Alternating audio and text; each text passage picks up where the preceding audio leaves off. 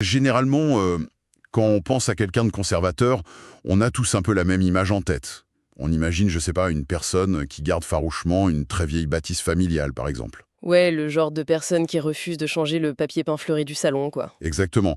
Quelqu'un qui entretient le jardin exactement comme ses grands-parents le faisaient et qui va s'opposer catégoriquement à ce qu'on abatte le moindre mur porteur pour faire, tu sais, un open space moderne. Bah oui, c'est l'idée même de préservation, en fait. C'est maintenir les choses, les coutumes et même les structures sociales telles qu'elles ont toujours été. Voilà.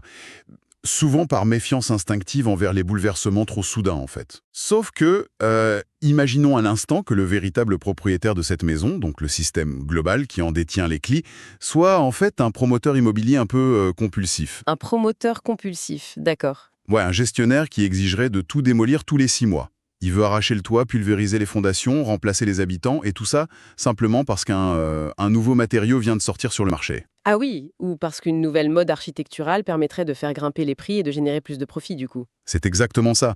Et ce scénario, ça renverserait totalement notre perception de la réalité. Ah bah c'est clair, si le système lui-même passe son temps à vouloir absolument tout détruire et reconstruire, alors le simple fait de vouloir protéger sa vieille maison, ça devient... Ça devient un acte de rébellion absolu. C'est fascinant comme renversement de perspective. Et c'est l'image parfaite pour lancer notre exploration d'aujourd'hui.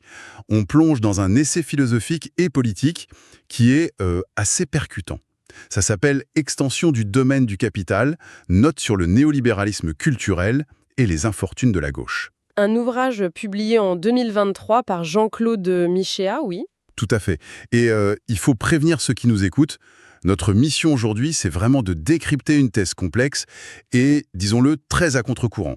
L'auteur affirme que le capitalisme moderne ne se limite plus du tout à l'économie. Non, selon lui, il a débordé pour avaler la culture, notre intimité et même, c'est là que c'est piquant, les mouvements progressistes. Absolument.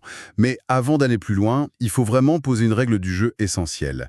Les sources qu'on aborde aujourd'hui touchent à des thèmes politiquement hypersensibles. Très sensible, oui. Michéa critique durement la gauche moderne, ce qu'on appelle souvent le wokisme, les écologistes, mais aussi le libéralisme économique classique. Voilà, il n'épargne personne.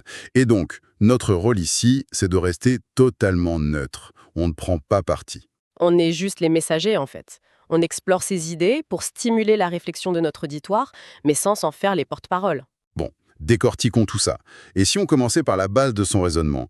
Et si le capitalisme n'était pas un vieux système figé, mais plutôt la force la plus destructrice de tradition que l'humanité ait jamais connue? Ce qui est fascinant ici, c'est que pour fonder ce paradoxe, l'auteur s'appuie directement sur Karl Marx et Friedrich Engels. C'est assez ironique, non? Oui, carrément. Utiliser Marx pour expliquer que le capitalisme n'est pas conservateur, c'est fort. Bah en fait, dès le manifeste du Parti communiste, ils expliquaient que la bourgeoisie ne peut pas exister sans révolutionner constamment les instruments de production. Et donc, par extension, tous les rapports sociaux. Donc le capitalisme est révolutionnaire par nature. Exactement. Pour survivre, il est soumis à un impératif mathématique incontournable, c'est-à-dire la croissance infinie. Ouais, et pour avoir une croissance infinie dans un monde qui est fini, il faut toujours de la nouveauté. Si on se contente de réparer nos vieilles affaires et de garder nos petites habitudes, le système stagne. C'est ça, Michéa utilise un concept très intéressant emprunté à l'anthropologue Marcel Mauss, le concept de fait social total. Un fait social total, c'est-à-dire? Avant, le capitalisme, ça s'arrêtait à la porte de l'usine, quoi. Ça concernait le temps de travail. Mais aujourd'hui, ça a débordé dans la sphère privée. Ça noie tout, de nos loisirs à nos vies de famille, dans ce que Marx appelait les eaux glacées du calcul égoïste. Ça me fait penser à une application sur un smartphone. Tu sais, le genre d'appli qui te force à faire des mises à jour tout le temps? Ah oui, les fameuses mises à jour obligatoires. Ouais. L'ancien système d'exploitation qui représente nos traditions dans cette métaphore, il doit être rendu obsolète artificiellement pour qu'on soit obligé de consommer les nouvelles fonctionnalités. Et le problème, en filant ton analogie, c'est que cette nécessité d'expansion infinie, ça condamne le système à une fuite en avant. C'est presque suicidaire, en fait. Suicidaire parce qu'il détruit ses propres bases? Absolument. En voulant tout transformer en marché, il scie la branche écologique et anthropologique sur laquelle il est assis. C'est pour ça que Michéa dit qu'il doit tout transformer en marchandise, quitte à détruire les relations humaines. Ce qui nous amène à la question des relations humaines, justement. Si le capitalisme doit tout marchander, comment il s'y prend avec nos interactions de tous les jours? Il les isole. C'est le principe de l'atomisation de la société.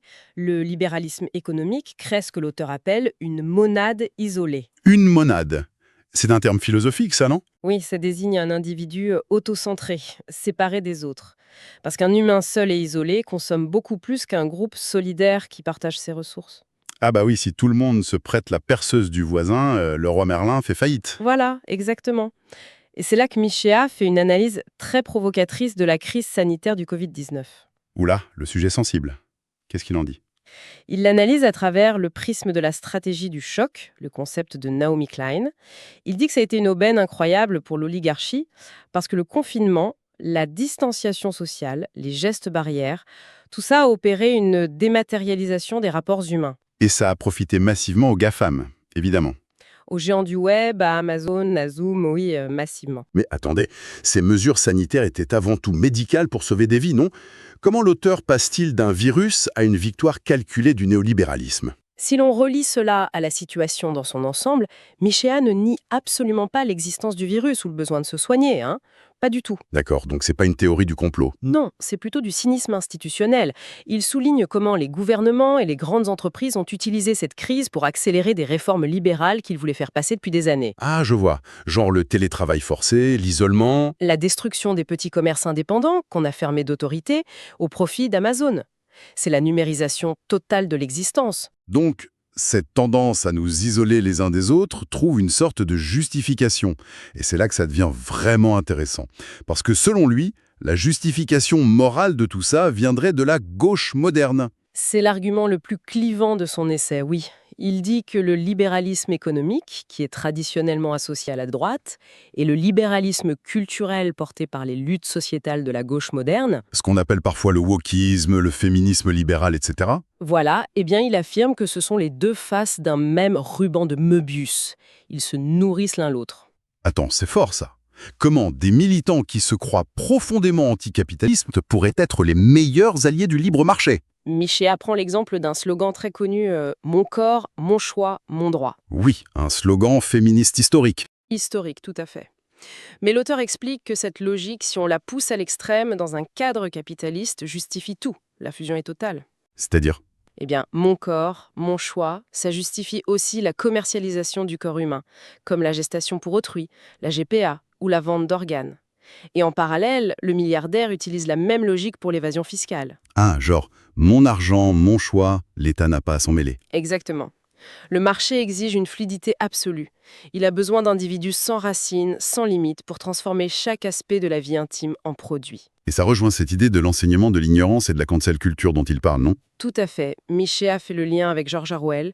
La cancel culture remplace l'ancien bûcher des livres par une réécriture constante de l'histoire. Pour créer un consommateur parfait, qui n'a pas de passé, pas de repère historique. Un individu totalement hors sol, prêt à acheter la nouvelle identité à la mode. Voilà.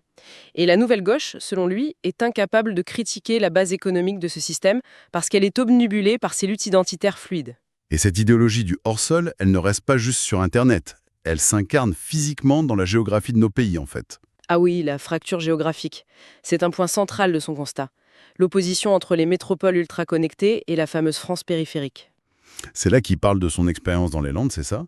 Oui, l'auteur vit à la campagne. Et il raconte des trucs très concrets. L'absence de signal téléphonique parce qu'on a supprimé les antennes femtocell, jugées pas assez rentables. L'enfer de la zone blanche, ouais. La pénurie d'artisans, le fait qu'il y a un seul médecin généraliste de 76 ans pour toute la zone, parce que l'État s'en désintéresse. Et pendant ce temps-là, dans les métropoles, c'est l'abondance. Je trouve qu'on dirait deux planètes qui gravitent autour de la même étoile mais qui ne se croisent jamais. C'est une belle image, ouais. La première planète, elle vit dans le flux abstrait du réseau, de la donnée. Et l'autre, elle subit la rudesse physique de son territoire oublié. Et l'exemple frappant qu'il donne, c'est le TGV. Ah oui, la ligne à grande vitesse Bordeaux-Toulouse.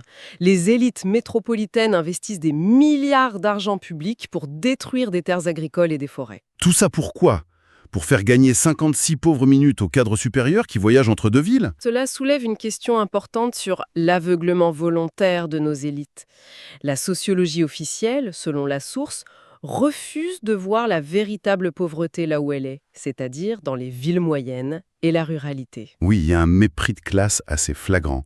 L'auteur l'appelle la bourgeoisie verte. Tout à fait. Michel cite un exemple précis avec la députée écologiste Sandrine Rousseau. Ah oui, l'épisode du barbecue, hein. Voilà, elle avait qualifié de tortionnaires de la table ceux qui défendent la viande et le fromage locaux, en ciblant notamment Fabien Roussel. Pour Michéa, c'est l'illustration parfaite du mépris d'une élite urbaine envers les traditions populaires. Et il va même jusqu'à parler d'un colonialisme vert, il me semble. Oui, un colonialisme vert qui expulse les paysans, que ce soit en Afrique pour créer des réserves naturelles sans humains, ou dans la ruralité française pour imposer une vision purement abstraite et urbaine de la nature. C'est effarant.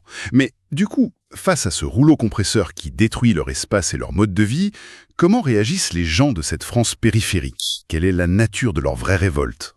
Eh bien, contrairement à ce qu'on pense souvent, les révoltes populaires authentiques, comme les Gilets jaunes chez nous, ou les zapatistes au Mexique, Ouais. elles naissent très rarement d'un désir abstrait de progrès. Attends, donc ils ne se battent pas pour un monde nouveau? Pas vraiment. Ils se battent d'abord pour conserver un mode de vie, des traditions locales et surtout une solidarité communautaire qui est menacée. Ah, la fameuse Common Decency de George Orwell. Exactement, la décence commune. C'est ce tissu de liens sociaux simples et honnêtes que le rouleau compresseur capitaliste essaie de détruire. C'est super intéressant, ça casse vraiment les clichés. D'ailleurs, il s'attaque aussi à un gros mythe militant, le mythe des 99% contre le 1% des plus riches, popularisé par Occupy Wall Street. Oui, l'auteur démonte cette idée. Il dit que c'est une illusion de croire qu'on est 99% dans le même bateau contre une poignée de milliardaires. Pourquoi? Parce que le système a des soutiens plus larges. Voilà. En réalité, le système tient fermement grâce à une nouvelle classe moyenne métropolitaine. On parle d'environ 20 à 30% de la population. Les fameux cadres sup, les professions de l'information, etc. C'est ça. Cette tranche encadre et surtout profite directement de cette mondialisation. Ce sont eux qui consomment les repas livrés à vélo par une classe précaire, eux qui bénéficient du marché fluide. Alors, qu'est-ce que tout cela signifie? Parce qu'il y a une ironie frappante dans tout ça. Quelle ironie!